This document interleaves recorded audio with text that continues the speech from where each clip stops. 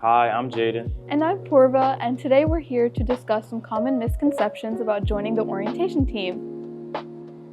So our first question, does an OTeam member need to be an extrovert? OTeam member, they do not have to be an extrovert. Some people may assume that extroverts can easily connect with large groups of people, but I'd say introverts and extroverts can do that the same. It's just a different way of leadership. In the past summer when I was working, all the different OT members, they work differently, they led differently. Just lead in the way that is most representative of you, and that will help you connect with all of your students.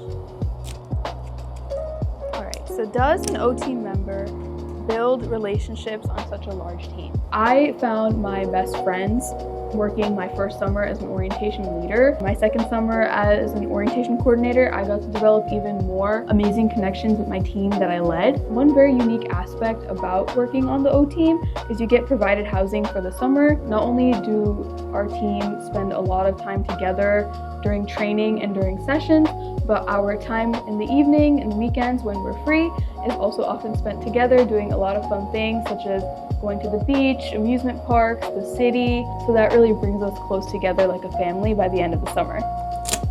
Does an OTeam member's experience end once the summer ends? As someone who has done this for 2 summers, I was an orientation leader first and then I became an orientation coordinator the next summer.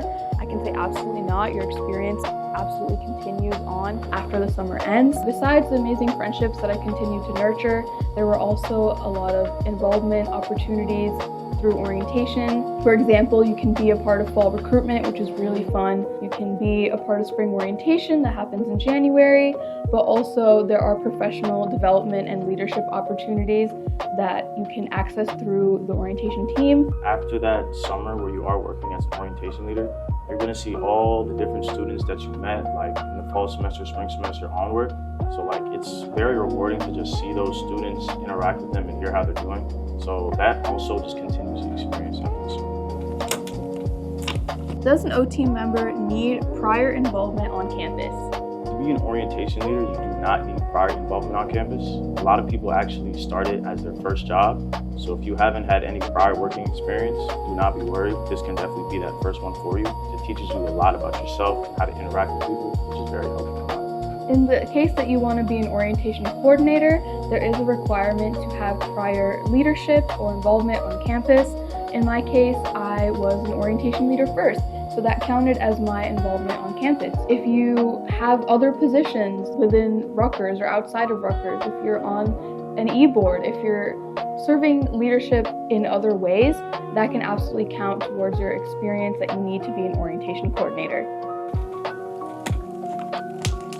And our last question is, does an OTeam member need to act and dance? An OTeam member, they do have to act because that's essential for the whole orientation program.